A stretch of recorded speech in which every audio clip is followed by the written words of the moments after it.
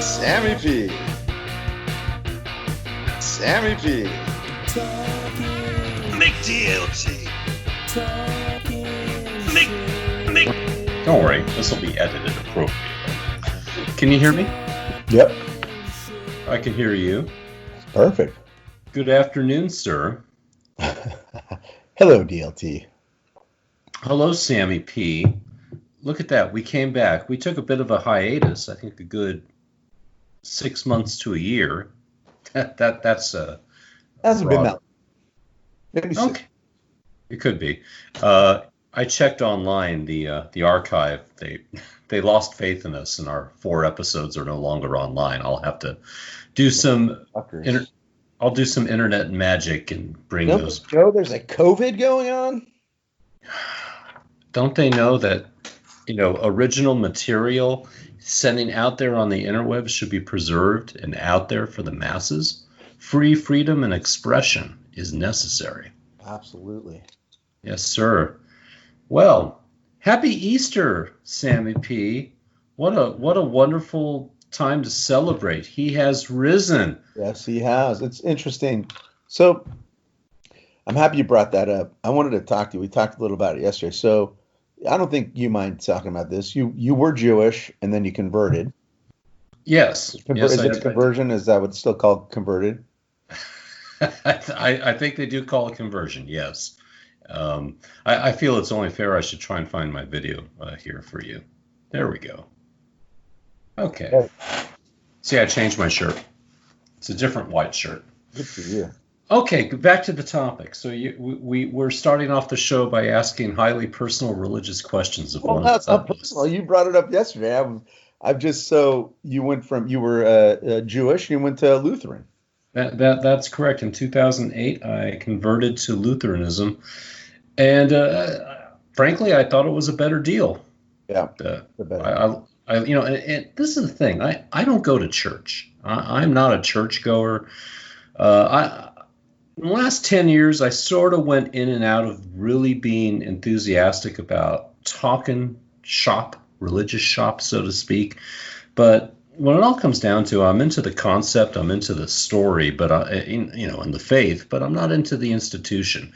I think most, if not all, synagogues, temples, churches, mosques, they have their own agendas that I don't agree with. And a lot of it centers around greed and money and hypocrisy. Would you say the message is the same? Would you repeat that, please? Would you say that the basic message is the same, right? Like, be a good person. I mean, I'm into the spirituality of things. Right. I'm really into that. I'm a very spiritual person. But I feel that every religion is sort of tied together somehow. And, it's just different ways to reach different parts of the globe at the time, where there was no way of mass communication. People told these stories, and a lot of the stories are the same in every religion. So it's just kind of funny how it all means the same thing, except for when you put the business into it, then it kind of ruins it. I think are you trying to say that? Is that what you're saying? You were saying that, and then I interrupted you. Oh, I was saying that, touching upon what you were saying. Gosh, this sounds like a PBS interview. This is great. I was asking. No, that's okay. Let me go on. But in that, I think with the common thread in so many religions, both past and present, I think is one: what is it all about in this universe, and how does it relate to me, and what happens to me when I die? I think those are two very common questions of every follower, and it seems that every religion has some sort of an answer to both of them. What's it all about, and what happens when I die? Yeah, right. Well, no one likes the answer. Because if you get I think they hide the ball a little bit. Because if you get the answer, thank you very much. Now I know, and then you can go read a book or see a movie or travel to exotic lands I was going to come up with something really funny there, but it sort of drained out of my brain. But anyway, I think they hide the ball, and maybe that's why they have a massive amount of stories and literature, and with Judaism, it's we got these 5 books, and the first 2 tell a story, and then we sort of get into a lot of rules for the next 2 books, and then Moses can't come into the promised land, and the end, and then they come up with then there's the next I'm a horrible student. How many books in the Haftarah? From Kings, Psalms. Do you know how many books there are there until you hit Matthew? I do not know. Okay. Well, and those are more stories and some good things to know.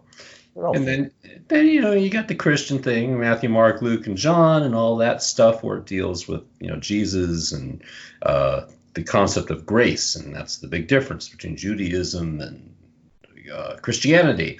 You have your law for Judaism, and then there's law, but there's grace, and so you can kind of get away with a lot of stuff in Christianity, where no matter how bad of a person you are, if you're a believer, you're not going to go to hell. I think that sort of answers question number 2. What happens to me when I die? And it's a lot more definitive than Judaism, where I think in Judaism the answer is, well, ashes to ashes, dust to dust, and that's it. And then people remember what deeds you did on this planet, and that's it. So when you're dead, you're dead. Right. Maybe a lot of Jews did not like that answer. Right. So that was the answer. Apparently, that was the answer until Jesus came into the picture, and then everyone was saved. Right at that point, then it was like, okay, well, now we don't just die. Now we go on forever. I think that was the point. But the reason I asked the question, or even brought up the topic of you converting from Judaism to Lutheranism, is now you're a Jutheran.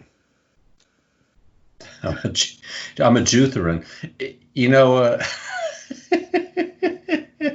Yes, I'm a Jutheran. I wasn't going to take it that far down the road, but yeah, I'm happy we did. A little philosophical. It's pretty good.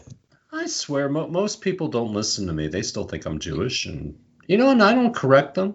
Maybe I'm spreading my bets a little thin.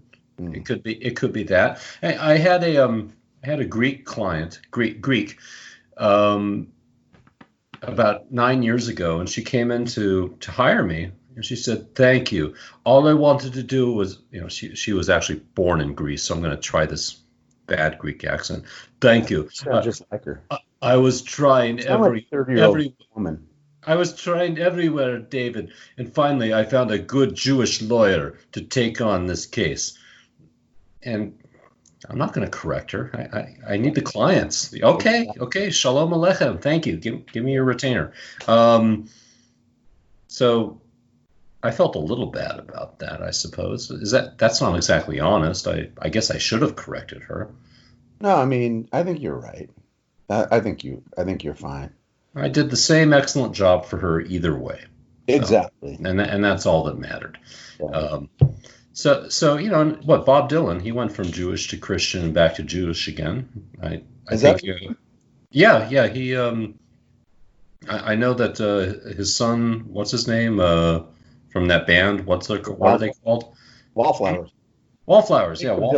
Jacob Dylan. Yeah, he was bar mitzvahed at the Wailing Wall about 25 years ago. But that was after Dylan did his Christian thing back in the early 70s. So Dylan went from Jewish to Christian, back to Jewish. I wish he would have gone to just singing classes. Would have been better. I think that would have been better for Bob Dylan. Just go to vocal lessons. That's all. Oh, but he's the master. He's the master songwriter. Have you heard a lot of early? You can't write songs like that. Anyone can write songs like these. Just rhyme a bunch of words, and then because you don't take a shower, people think you're some kind of messiah. The guy sucks. He sucks. Remember, that was Sammy P. Everybody. Yeah, say it. Church. You do not like Bob Dylan. Nothing he's done.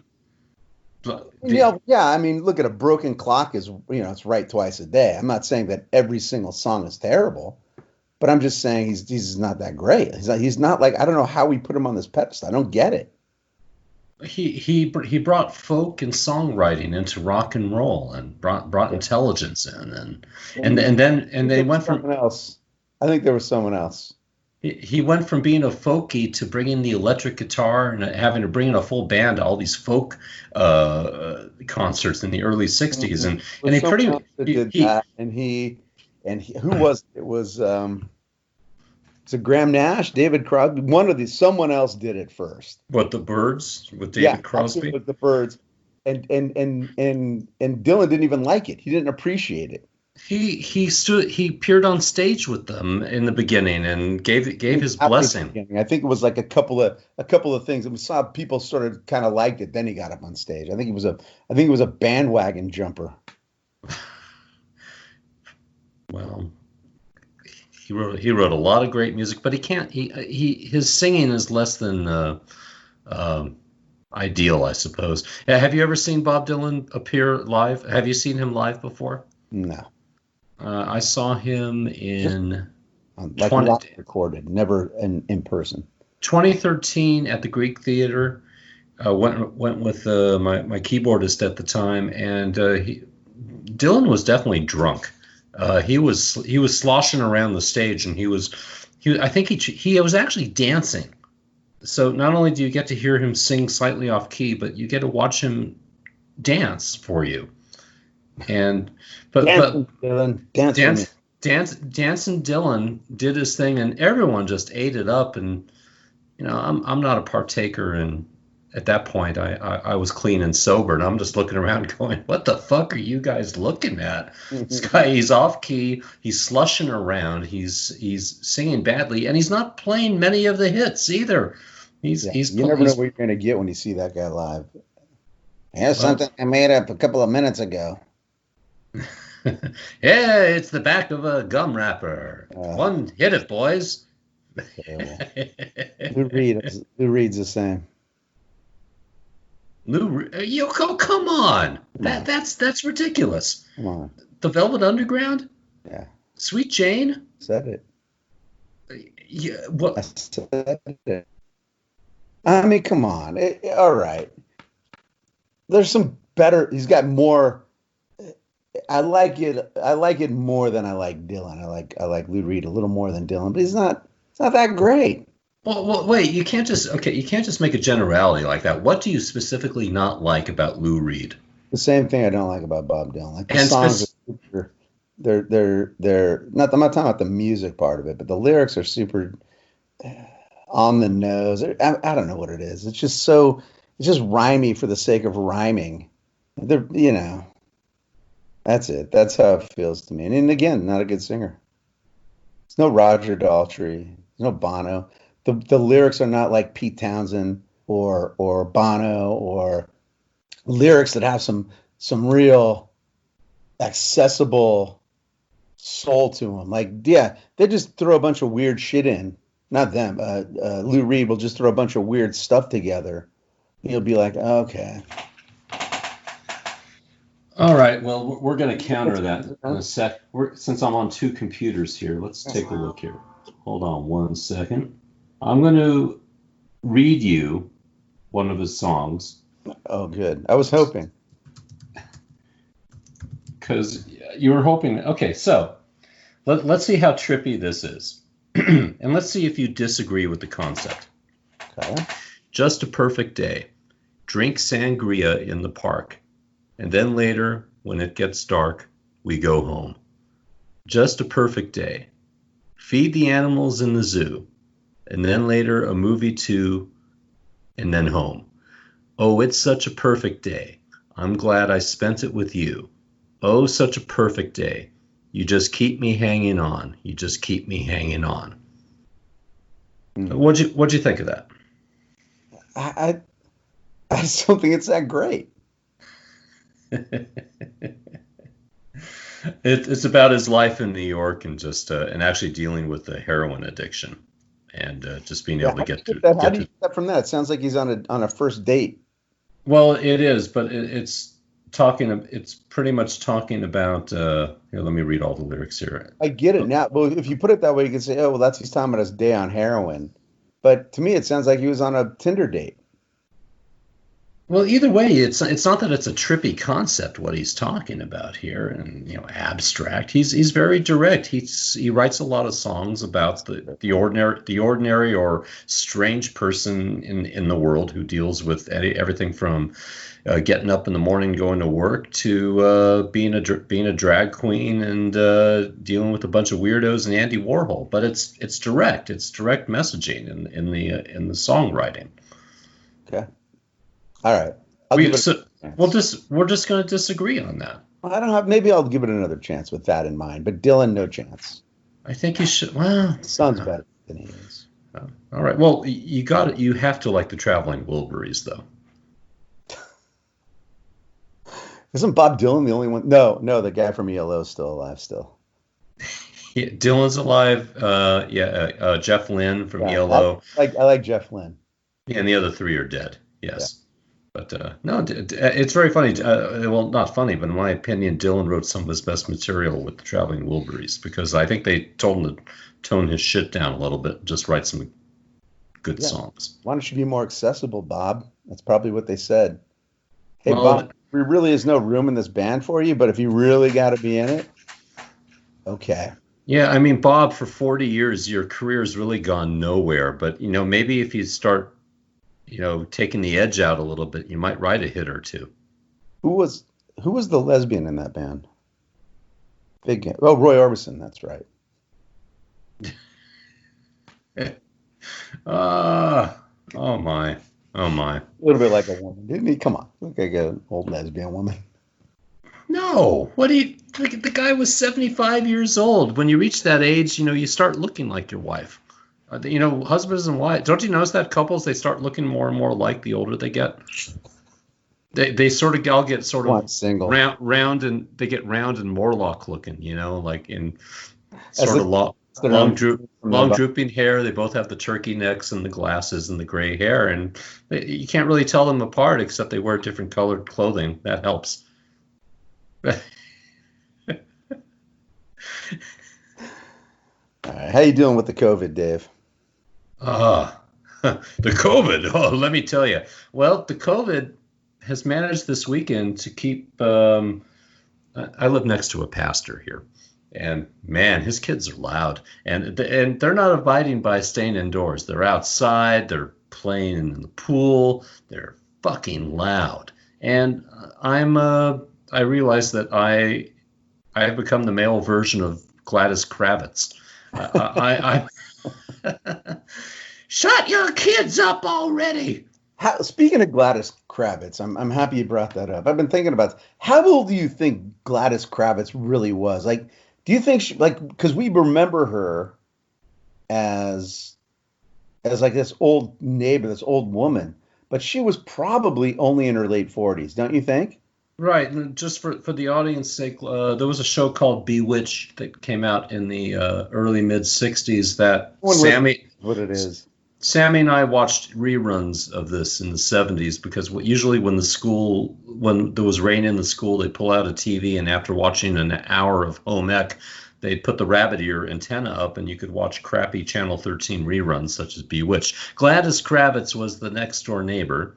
Getting back to the subject, how old was she? Like an old grouchy woman. Yeah, but she probably wasn't that old compared to us now. She was younger than us. She was in her 40s, I'd say. And What about Samantha? She was pretty hot. Oh yeah. If you go back and watch that, I mean, look, if you weren't wanking off to her, then you were too young. I think if I was like a teenager when that was on, I might have, handled myself to her a couple of times, but I was a little bit young. No, Samantha. Yeah, Samantha, right? That's her name. Yeah, Elizabeth Montgomery. She was a very, very attractive lady. She was hot. She was hot. Yes. And donut boots. They didn't really, and actually you said go-go boots, right? Hotter than donut grease. Oh, hotter than donut grease. Sure, but she wore those cute '60s outfits, So and cute. So cute. oh yeah, really cute, really cute. And what about Endora? Wow. I mean, for like an old woman. I mean, how old do you think she was? It was like in her 50s, maybe 60. She was in her 60s, but she was racked with cancer. She was one of the actresses who was on The Conqueror, one of the last Howard Hughes movies with John Wayne, where they filmed the movie of Genghis Khan about 20 miles from the nuclear testing in Nevada at the same time. And all the actors there, or a majority of them, they caught cancer within 5 years. And she was one of them. So that's just a little trivia for you there. Bewitched was hot. That's all I'm saying. All right, she was, and then Endora was more the cock block of the show. If it wasn't for her mother-in-law, it would just be Samantha strutting around. Not bad. And then the curse of the two husbands that played her. Both of them, I take it, had miserable lives in real life because of that witch. She's supposed to be reading law books. Like, where are you reading this stuff? Like, where do you come up with this craziness? Oh, I retain the stupidest shit. And I don't know why I remember that stuff, but I've known the story of Bewitched and the actors and all that for about 30 years now. No other show, just Bewitched. Yeah, just Bewitched. I don't know what other shows came out at that time, but Bewitched, I'm your guy. Yeah, everything you want to know about Bewitched. Except I don't think I ever wanked off to Elizabeth Montgomery, but well, now you will. Yeah, absolutely. Thinking of her dead in the ground for 20 years. What is wrong with you? See, this is where you go off the rails. Just let's keep it normal, okay? It's COVID. Okay, somehow we went from COVID-19 to Elizabeth Montgomery dead in the ground. Isn't COVID-19 the place where they filmed the Howard Hughes movie that got everyone cancer? Oh, do go on. You're on a roll. Go ahead. Okay. Anyway, so tell me how you're handling it. I interrupted you. I feel bad. I got to go to court last week. In my profession, I am a lawyer, and I got to go to court once last week, which was a treat because no one was there. Traffic was terrific, and I prevailed. That was nice. I'm going to do because no one showed up. So the judge said, "Well, if no one's here, you win. You win everything, Mr. Tao." And it was a very good day. I'm going freaking bonkers because there's not a lot of work coming in right now. I'm caught up on everything, and so I'm trying to keep myself busy at home, staying sequestered. My wife is home too most of the time. She does have to work 3 days a week at this resort out in Corona, and resort's still open. It is. That's a very interesting situation there. But yes, they don't allow outside guests now. It's only the people that are members. That are members. Okay. And there's not a lot of work there either. However, and but my wife has found a way to keep herself busy with. I'll repeat myself from last night with crafts. CRAFTS. Crafts. Mm-hmm. And she's built a craft table and a computer station upstairs. We live in a 4-bedroom here in Riverside, and 2 of the rooms are now offices. I have the downstairs, she has the upstairs office. And along with the building of the crafts and the craft room, I get to participate in the building of it. And it's painful. Yes. It's very painful to help. Yeah. I don't really, I love her so much, but I'd rather watch Bewitched. Of course. Of course. Hey. But no, that keeping, it's tough to concentrate on anything for more than half an hour. That's what I find most maddening.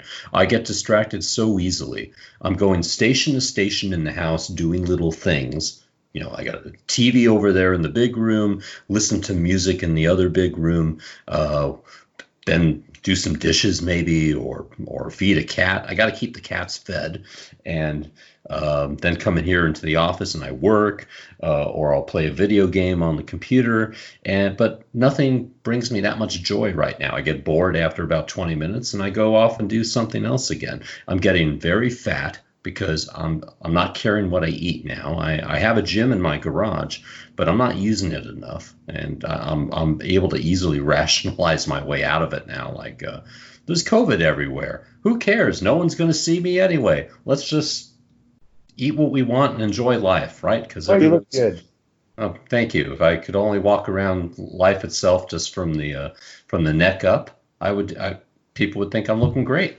Good. But you're looking good too, Sammy. I work out all the time. I've been working out a lot since the COVID. I'm on a whole new program.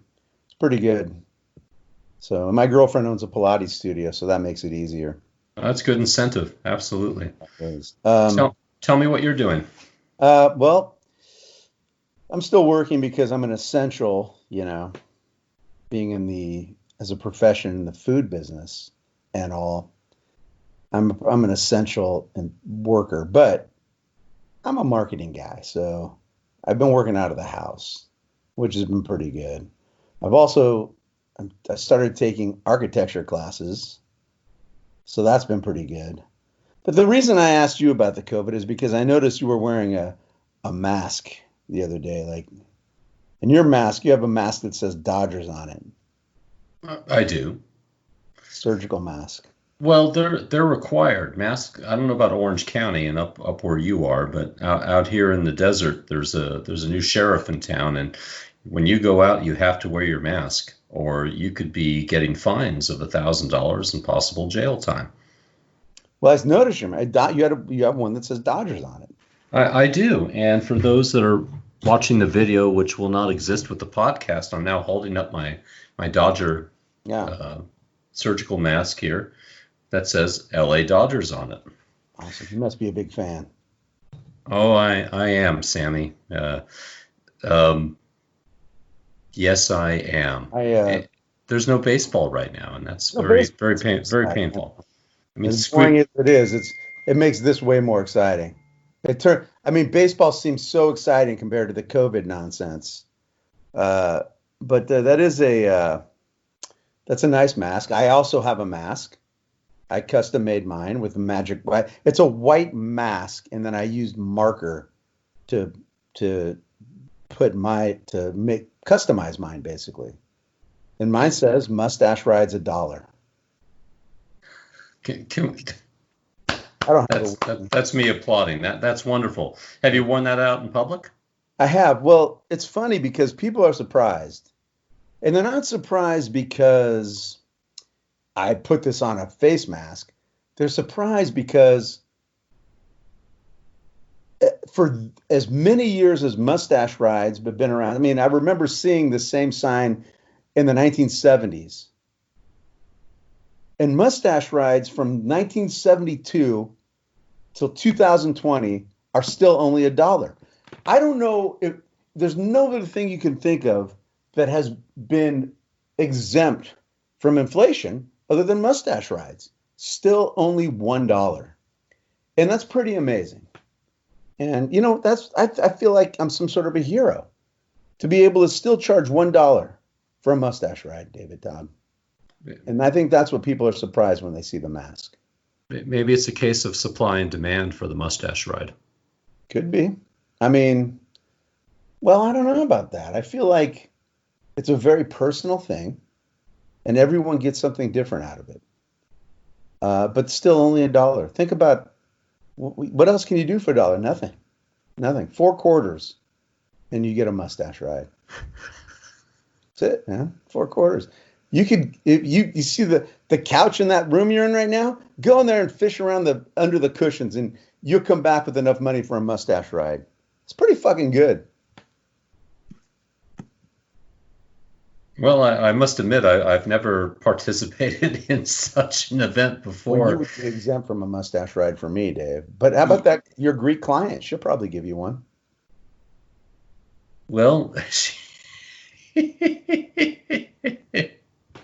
She's no longer my client. I can talk freely, I suppose. Yes, you're right, and she does have quite a mustache on her at this stage in her life. Though her wife might object, I suppose. Whoa! Oh, zing, bam, boom. Well, oh my.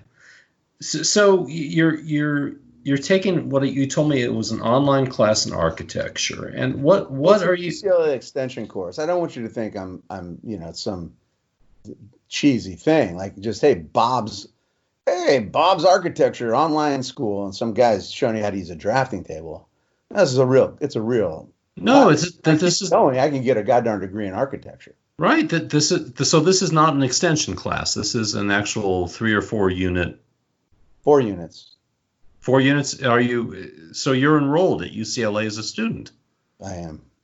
You're not taking this as extension. You are an actual Bruin, correct? Yeah. Well, I don't like to think of it that way. That's just like, very collegiate and. Okay. Well, let's keep the collegiate part of it out, but you can actually make up those missing units and graduate. I could. Then. Yes. Wow. Do you have any designs on continuing and getting your undergrad degree? It depends on how long the COVID lasts. That's true, because then the ceremony you would have to wear the mortar hat and robe at home, I guess, and go on. Or if we have a ceremony, then I would have to wear my Mustache Rides $1 mask. Oh, that's right. Just to be safe. No, but so it's been good. It's a lot of homework, and it's good. That's good. Have they taught you how to use the drafting board? Not yet. No, but I took drafting in high school. I already know how to use it. Okay. I'm mainly doing this to design my own houses. I'm not going to work with any pain in the ass clients. That's it. It's personal, and it's just something I'm interested in. Well, I'm looking forward to seeing your designs and seeing your house when it is built. Yeah. Maybe I'll design a little something for you. Wow, like a little tiny house. That'd be a nice big house with a big room for your arts and crafts.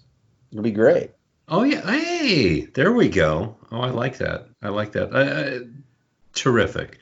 My gosh, our subject matter today. I don't know, it's out of control. We're attempting it, but I think I blame it on the COVID. We're just not getting that bizarre today. This is we're not talking shit, are we? This is not talking shit. We're talking about shit about Dylan, Lou Reed. Yeah, and we got talking shit about Betwitched and Mustache Rides and what we're doing during this crisis right now. Yeah. Well, Sammy, look at that. We've now reached the 33-minute mark, and I don't think it can get any better. Right? I don't think so. Do you think it's time to put a cork on this one? Yeah. Oh, 33 minutes is good. We've given 3 minutes. We've given 3 minutes bonus time. Well, ladies and gentlemen, this is a absolutely free service from Sammy and I. We don't even charge $1 for Sammy's Mustache Rides here. No, Mustache Rides. The podcast is free. Mustache Rides, $1. Okay, all right. Thing like that away. Yeah, you especially can't go the other direction in the pricing, because then, less than $1. Forget Mustache it. Rides 75 cents doesn't work. For 2 bits. Am I a whore? Thanks for coming out, Sammy. You have yourself a wonderful Easter with your lady. Oh, thank you very much. Let's try this again if we're still trapped in our homes next week, okay? That sounds good. Bye, DLT. Bye, Sammy P. Bye-bye.